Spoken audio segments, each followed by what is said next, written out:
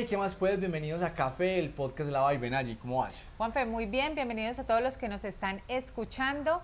Recuerden que este es el podcast que les ayuda a elevar sus habilidades y acelerar los resultados del negocio del café.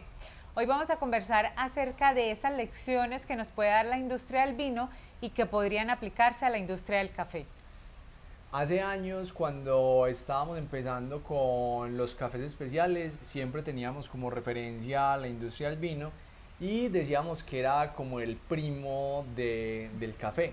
Pero ya cuando vemos más a fondo la vinificación, yo creería que es como el abuelo de los cafés de especialidad, porque el nivel de sofisticación y de estudio y de controles que tienen en la producción del vino pues aún no se comparan a lo que hacemos tradicionalmente en el café y por eso traemos este tema al podcast.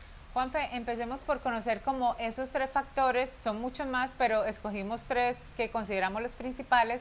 Vamos a ir conversando a lo largo del podcast, que son esas tres prácticas que deberíamos adoptar en la industria del café. Pero antes los quiero invitar a que se suscriban si nos están viendo en YouTube y si nos están escuchando, se suscriban a Apple Podcasts, Amazon Music o Spotify. Los tres factores principales que debemos empezar a mirar en el vino y aprenderles demasiado son, primero, los recipientes y las formas de fermentación controlada donde se hace la vinificación y con qué objetivos se tienen. El segundo es la la división o la separación de microorganismos, de levaduras para darle sabores específicos al vino y también se puede hacer en el café. Y el tercero es la producción de producto terminado, que no exportemos el grano en verde para que lo transforme en otros países, sino que del país productor salga ya un producto terminado tal cual como se hace en el vino. Bueno, empecemos por los dos que se hacen en finca. El primero es efectivamente los recipientes de fermentación. ¿Qué podríamos aprenderle al vino que ellos hacen hoy y que probablemente le serviría a la industria del café? Bueno, el vino que se ha hecho hace muchos años y que se ha venido estudiando, que dependiendo del recipiente donde se haga la fermentación, se dan algunos sabores específicos en el vino. Cuando hacen fermentaciones en bioreactores de acero inoxidable, se encuentran sabores más brillantes, con una acidez mucho más pronunciada, más afrutados. Cuando se hace la fermentación en madera, se tienen perfiles más, más robustos, con notas a vainilla, chocolatados, y así con muchos elementos y con muchos materiales en los cuales se puede fermentar. Y llevándolo a la fermentación del café, podemos tener ese nivel de investigación, ver qué pasa cuando estamos fermentando en tanques hechos en concreto, cuando hacemos la fermentación en bioreactores de acero inoxidable, cuando lo hacemos en canecas de plástico de grado alimenticio. ¿Qué pasa con esos materiales y cómo se comporta el café en cada una de estas fermentaciones? Y aparte de eso, también el control que se hace de las variables. Cómo se controla el pH, cómo se controlan los grados Brix, cómo se controla la temperatura, cómo se controla el movimiento de la masa del café mientras que se hace la fermentación, y todo esto va a generar sabores y perfiles muy definidos que se pueden volver diferenciales de cada una de las fincas. Y esto abre un abanico de posibilidades impresionante en sabores, porque un mismo café nos va a regalar diferentes sabores si tomamos la determinación de fermentarlo en X o en Y recipiente de acuerdo a lo que nos has mencionado. Y también si le agregamos este segundo factor, que es el tema de selección de levaduras. Ahí cómo estamos viendo a la industria del vino, ¿qué le podemos aprender? Ya los grandes viñedos del planeta tienen sus microorganismos ya en crianza y son casi un secreto industrial, porque cada microorganismo que se utiliza para la fermentación da un perfil de sabor diferente, da un perfil sensorial muy específico.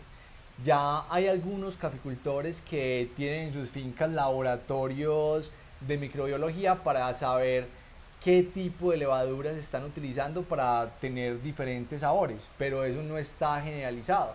Cuando cada finca identifique sus microorganismos específicos que les permita tener una consistencia en la fermentación y en el sabor que está saliendo de su producción, nos vamos a parecer más a esos grandes viñedos que ya tienen unos sabores y unas características en sabor que los clientes lo prefieren. Pero ya eso es un nivel de investigación alto que tenemos que ir hacia allá.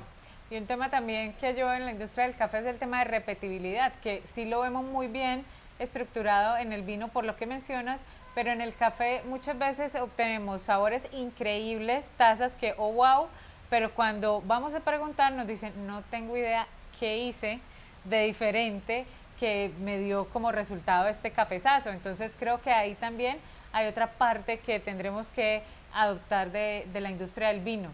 Y la tercera parte que queríamos traer al podcast de hoy, Juanfe, tiene que ver con la transformación que quede dentro del país, cómo dejamos todo el desarrollo económico dentro del país como lo hace la industria vinícola. Los productores de vino jamás pensarían en exportar la uva, sino que ellos exportan ya su vino listo para consumir. En países productores deberíamos enfocarnos hacia esa línea. Si estamos invirtiendo en conocer todo lo que pasa en finca, cuáles son las características en taza, cuáles son esos protocolos que nos van a permitir repetir esos perfiles, pues ¿por qué no damos el paso siguiente y lo tostamos? Y lo tostamos con el perfil o con la curva de tueste para favorecer esas características que estamos haciendo desde el cultivo. Y esto podría cambiar de manera increíble la industria del café, porque todo el desarrollo social, económico, se quedaría en los países productores y se generaría una industria muy dinámica desde donde se da la materia prima que mueve toda la economía del café alrededor del mundial. Yo creo que este es el aspecto que a mí personalmente me parece más importante porque siempre hemos sido como muy rebeldes en el tema de hacer exportaciones de café tostado y no de café verde. ¿Por qué? Precisamente por todo lo que acabas de mencionar. Y yo sé que hace unos años, y de esto hablamos extensamente en otro podcast, hace unos años atrás, pues esa era la dinámica que existía, que éramos simplemente productores y exportábamos la materia prima, pero realmente todos los avances que tenemos en los diferentes aspectos que en esa época no era posible tener dentro del país, pues ya hoy en día sí permite que nosotros hagamos toda la transformación. Pero este sí que es un tema de largo alcance, no creo que sea un tema de adopción de corto plazo, sino que va a llevar varias décadas para que en verdad empecemos a hacer toda esta transformación dentro del país. Y hay que hacer la tarea de, primero, organizar la casa, porque todo esto tiene mucho conocimiento detrás, tiene mucha trazabilidad, tiene muchos elementos de marketing que tenemos que empezar a hacer, que nadie nos va a hacer la tarea y que está en nosotros empezar a generar esa nueva industria con otra visión más adelantada y más avanzada en la cadena de valor. Bueno, esperamos que este episodio les sirva para elevar sus habilidades y acelerar los resultados de su negocio de café.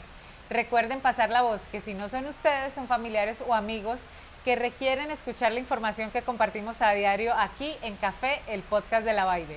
Este espacio es de ustedes, recuerden comentar, hacer las preguntas, suscribirse a todas las redes sociales y bueno, no queda más sino desearles un excelente día y por supuesto muy felices cafés. Chao.